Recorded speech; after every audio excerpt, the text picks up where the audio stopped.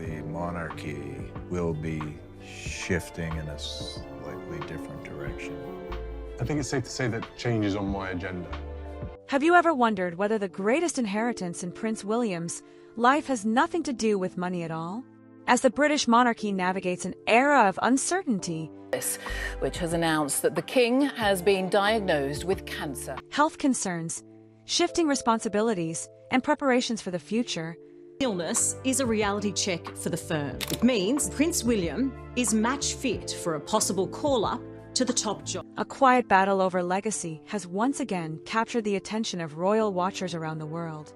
According to supporters of a growing narrative, Buckingham Palace has announced the death of Her Majesty Queen Elizabeth II. William now finds himself at the center of a remarkable contradiction. He controls one of the largest private estates in Britain, commands enormous resources, and stands one step away from the throne itself. Yet the place most closely connected to his mother, Princess Diana, remains forever beyond his reach. And according to commentators following the story, the reality has reignited difficult questions about inheritance, family loyalty, and why certain members of the royal household are allegedly uncomfortable with the power William now possesses. According to many royal observers, everything changed on September 8, 2022, when Queen Elizabeth II passed away and the monarchy entered a new chapter. Titles changed instantly, responsibilities shifted immediately, and long-established succession plans suddenly became reality. King Charles III ascended the throne. Prince William became Prince of Wales, and according to the centuries-old rules governing royal inheritance, William automatically assumed control of one of the most valuable private estates in the United Kingdom. There was no negotiation, no announcement, and no ceremonial transfer. It happened automatically the moment Charles became king. According to the narrative, the scale of that inheritance stunned many people who were unfamiliar with how the monarchy actually functions. The estate in question was the Duchy of Cornwall, a vast collection of land, farms, commercial properties, coastline, and investments that has supported heirs to the throne for generations. Covering more than 128,000 acres and stretching across multiple counties, the duchy represents one of the most significant sources of private income available to the future monarch.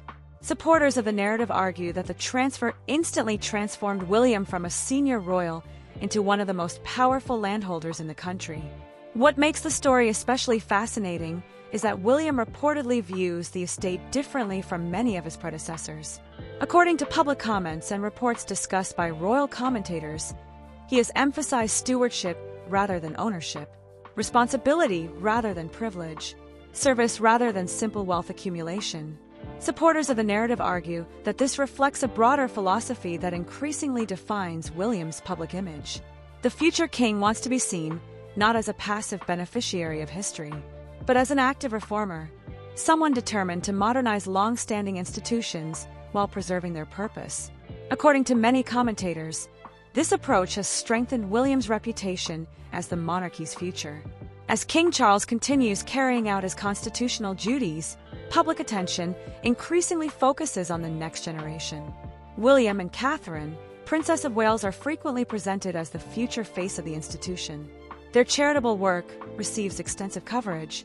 Their family symbolizes continuity, and every decision they make is examined for clues about the monarchy's future direction.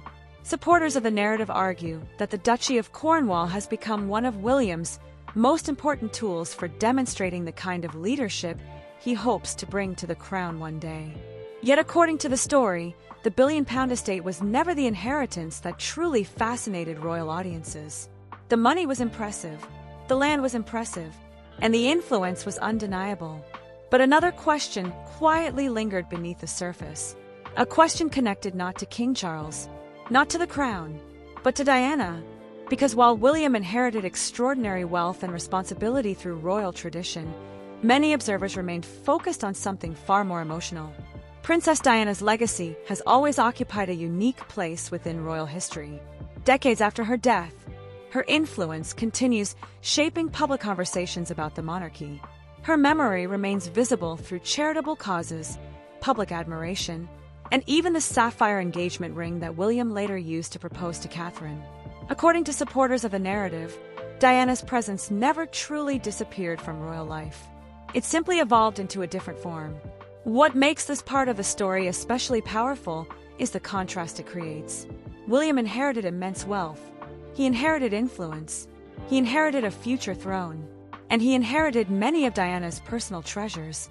Yet according to supporters of the narrative, the most personal part of Diana's world was never his to inherit. Not the place she called home before royal life.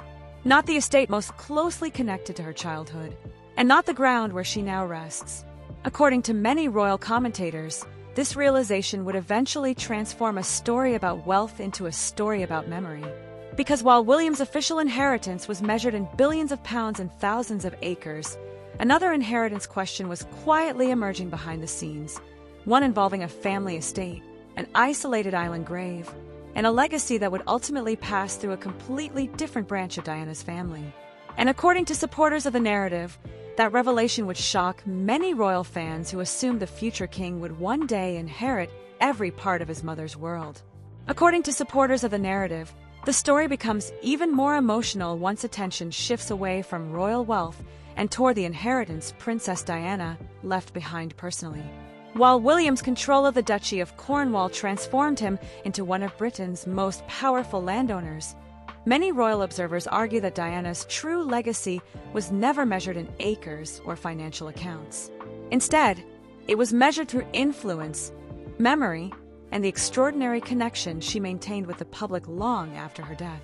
Yet according to the narrative, Diana also left behind significant personal assets, and the way those assets were distributed continues, generating fascination decades later.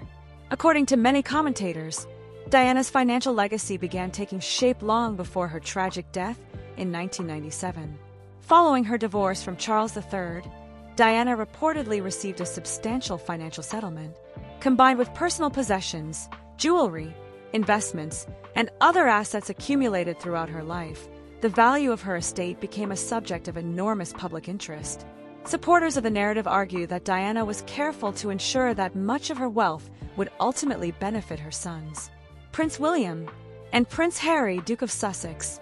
According to the story, both princes eventually received access to portions of Diana's inheritance as adults, allowing them to maintain a direct connection to their mother's legacy. Yet supporters of the narrative claim that the emotional value of these assets often exceeded their financial worth. Every item carried memories, every possession carried history, and every piece represented a tangible link to someone whose influence continues shaping royal life decades after her passing. What makes this stage of the story particularly compelling is the way Diana's legacy continues appearing at pivotal moments in William's life. Perhaps the most famous example involves the sapphire engagement ring that once belonged to Diana.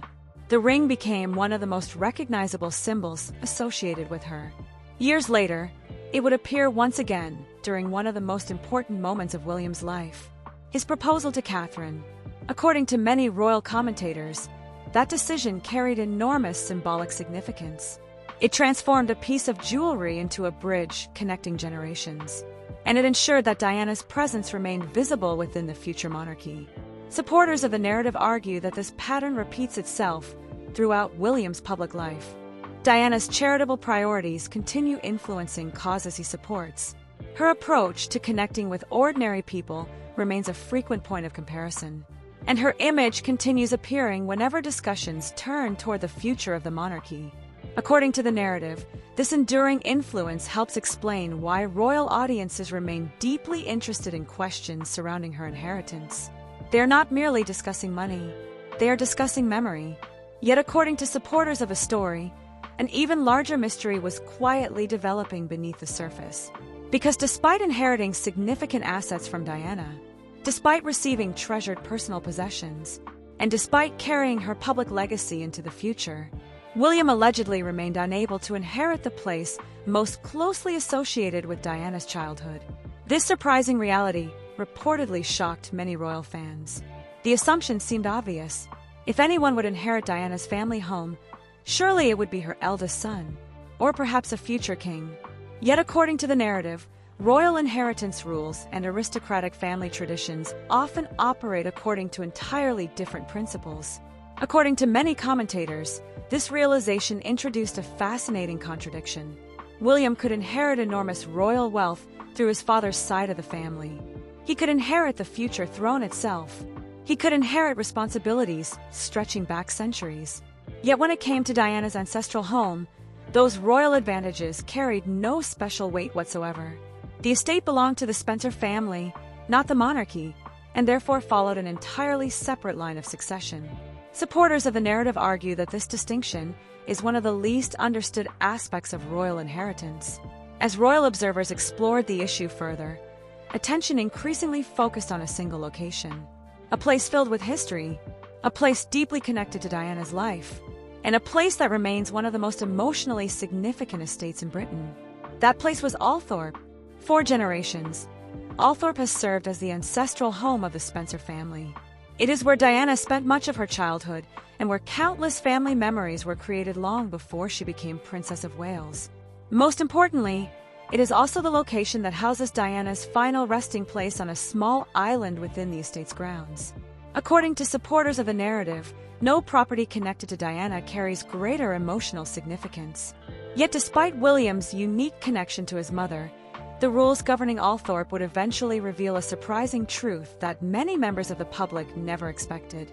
According to the story, the future king may inherit extraordinary royal power, but the estate most closely tied to Diana's personal history was always destined to follow a different path.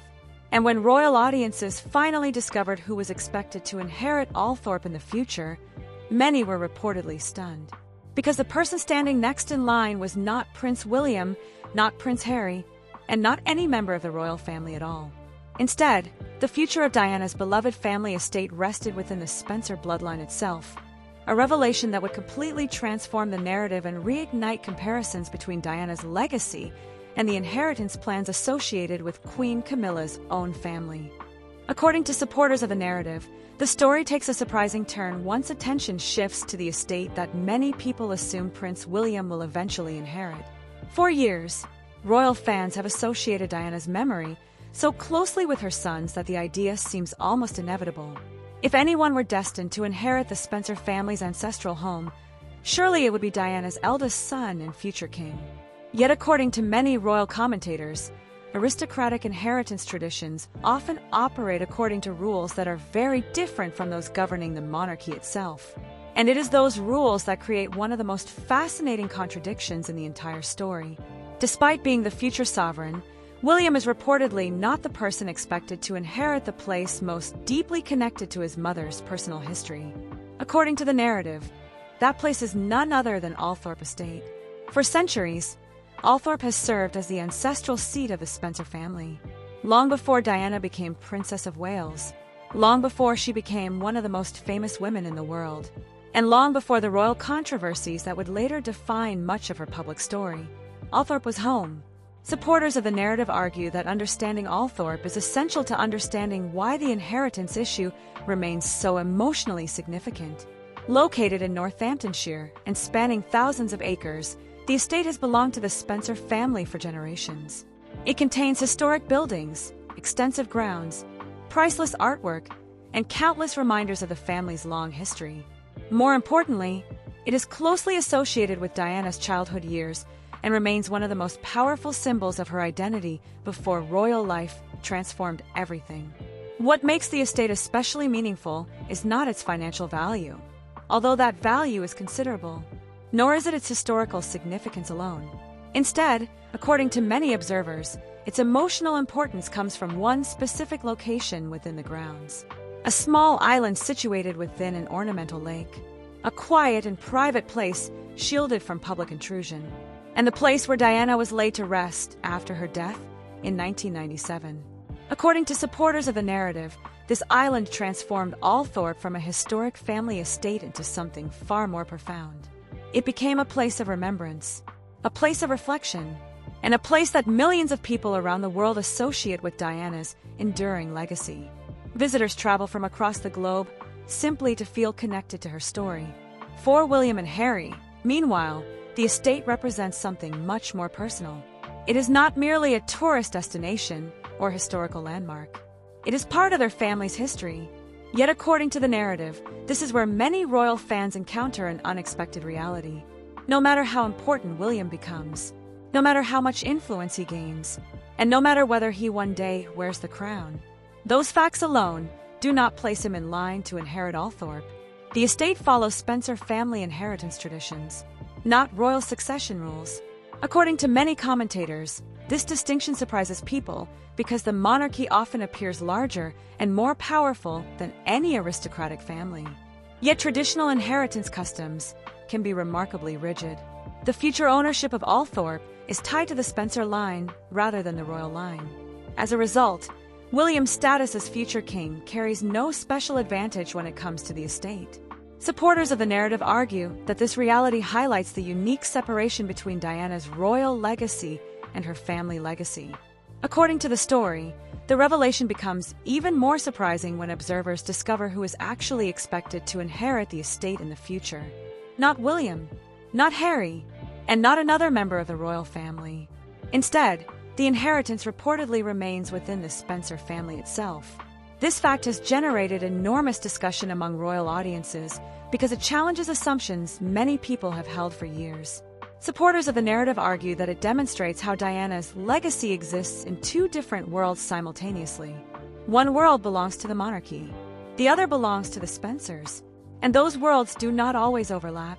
What makes this stage of a story particularly emotional is that it forces observers to reconsider what inheritance truly means. William may never inherit Althorpe itself, yet he remains the public heir to much of Diana's broader legacy. Her charitable spirit, her connection with ordinary people, and her influence on public perceptions of the monarchy continue shaping how many people view him today. According to supporters of the narrative, that inheritance may ultimately prove more valuable than ownership of any estate. Nevertheless, the discovery that Diana's beloved family home will pass elsewhere remains a source of fascination for royal watchers. According to many commentators, this revelation also sets the stage for a much larger comparison that would soon emerge within the narrative. Because while William reportedly remains outside the line of inheritance for Althorpe, another story was allegedly unfolding elsewhere. A story involving Queen Camilla, family property, inheritance planning, and efforts to secure long-term advantages for her own children. And according to supporters of the narrative, that contrast between Diana's legacy and Camilla's legacy would become one of the most controversial and emotionally charged aspects of the entire debate. According to supporters of the narrative, the story becomes even more controversial when attention shifts away from Diana's inheritance and toward questions surrounding Queen Camilla's own family legacy. While William's relationship with Althorpe is ultimately limited by Spencer family inheritance traditions, commentators claim a very different situation exists when discussing assets connected to Camilla's side of the family. According to the narrative, this contrast created one of the most emotionally charged debates among royal observers because it appeared to highlight two entirely different approaches to inheritance, family influence, and long-term legacy planning. According to many commentators, William's position regarding Diana's ancestral estate is remarkably straightforward. No matter how beloved Diana remains, no matter how important William becomes, and no matter whether he eventually reigns for decades as king, Althorpe remains a Spencer family property. The inheritance rules are clear, the succession path is established, and the estate follows its own traditions independent of royal status. Supporters of the narrative argue that William has little choice but to accept this reality. The emotional connection remains, the personal memories remain, but ownership does not. According to the story, this situation allegedly stands in contrast to reports regarding Queen Camilla's efforts to ensure that assets connected to her family remain within her own bloodline. Various royal commentators have discussed properties, financial arrangements, and inheritance plans associated with Camilla's children. Much of this discussion remains speculative and is often based on media reports rather than official disclosures. Nevertheless, supporters of the narrative argue that these reports contributed to growing comparisons between the two family legacies. What makes the comparison especially powerful is the symbolism involved. Diana's most meaningful family estate reportedly remains outside William's reach. Meanwhile, according to the narrative, Camilla's family assets allegedly continue moving directly toward her children and future descendants. One legacy follows strict aristocratic inheritance traditions. The other follows private family planning. And supporters of a story claim that many royal observers found the contrast impossible to ignore. According to many royal watchers, these discussions intensified because they appeared to reflect broader questions about the future shape of the monarchy itself. William is often portrayed as someone focused on institutional responsibility, constitutional duty, and public service. Camilla's family, by contrast, exists outside the direct royal line. As a result, supporters of the narrative began debating whether future generations of Camilla's family would continue enjoying visibility and influence once William eventually becomes king. According to the narrative, this is where palace tension allegedly begins entering the story. Not necessarily through open conflict, not through public arguments, and not through official disputes. Instead, supporters of the narrative describe a quieter form of disagreement. A disagreement centered on priorities, on legacy, and on competing visions of the future. Some observers allegedly believe William favors a monarchy increasingly focused on the direct line of succession. Others argue that extended family networks should continue playing meaningful roles. As these debates intensified, supporters of the narrative claimed that concerns allegedly emerged regarding how future royal arrangements might affect individuals connected to Camilla's side of the family. Again, no public evidence suggests any personal hostility. Yet royal observers frequently analyze future scenarios involving residences, visibility, ceremonial roles, and access to royal institutions. According to the story, these discussions created anxiety among those who believed existing arrangements might not continue indefinitely under a future William reign. What makes this stage of the narrative particularly fascinating is that it transforms an inheritance story into a debate about influence. Who shapes the future monarchy? Who remains close to its center? And whose legacy ultimately carries the greatest weight? Supporters of the narrative argue that these questions became increasingly important as William's influence continued growing. Every public appearance, every institutional reform discussion, and every conversation about a streamlined monarchy seemed to reinforce the same theme. The future crown would be built around the direct heirs, not around extended family networks. According to many commentators, this perception fueled speculation that some members of Camilla's wider circle were becoming increasingly aware of what William's future reign might mean. Whether those concerns are justified remains impossible to verify. Yet within the narrative, they contribute significantly to the emotional tension driving the story forward. Because while William may never inherit Althorpe, he remains positioned to inherit something far larger, the crown itself and the authority to shape the monarchy's future direction. According to supporters of the narrative, this realization ultimately sets up the story's final and most important question. If William cannot inherit Diana's ancestral home, then what exactly did he inherit from her? Was it wealth? Was it influence? Was it public affection? Or was it something far more powerful than any estate could ever provide? According to many royal commentators, the answer to that question reveals why Diana's legacy continues dominating royal discussions decades after her death, and why comparisons with Camilla's family legacy remain such a powerful source of fascination for royal audiences around the world. According to supporters of the narrative, the final chapter of this story ultimately reveals that the most important inheritance Prince William received from Princess Diana was never an estate, a title, or a financial asset. Throughout the debate surrounding Althorpe, Spencer family succession, and the future ownership of Diana's ancestral home, one fact remained unchanged. William may never become the owner of the place where his mother grew up. He may never inherit the estate that houses her final resting place. And he may never possess legal control over the most famous property associated with Diana's personal history. Yet according to many royal commentators, he inherited something far more valuable, something that no inheritance document could ever transfer and no succession rule could ever prevent. According to the narrative, that inheritance is Diana's legacy itself, her connection with ordinary people, her ability to command public affection, her instinct for understanding causes that mattered beyond palace walls, and her unique relationship with millions who saw her as more than a royal figure. Supporters of the narrative argue that these qualities continue shaping William's public image today, not because he attempts to imitate Diana, but because many observers believe he naturally carries elements of her approach into the modern monarchy. According to many commentators, this explains why discussions about Diana continue resurfacing decades after her death. New generations may not remember every historical detail. They may not remember every controversy. Yet her influence remains visible through the institutions, charities, and public expectations she helped shape. Supporters of the narrative claim that William has become the primary custodian of that influence, carrying forward the aspects of Diana's legacy that cannot be measured financially. What makes this realization particularly powerful is the contrast it creates. On paper, William does not inherit Althorp. On paper, he does not control Spencer family succession. And on paper, another branch of Diana's family remains responsible for preserving the estate itself.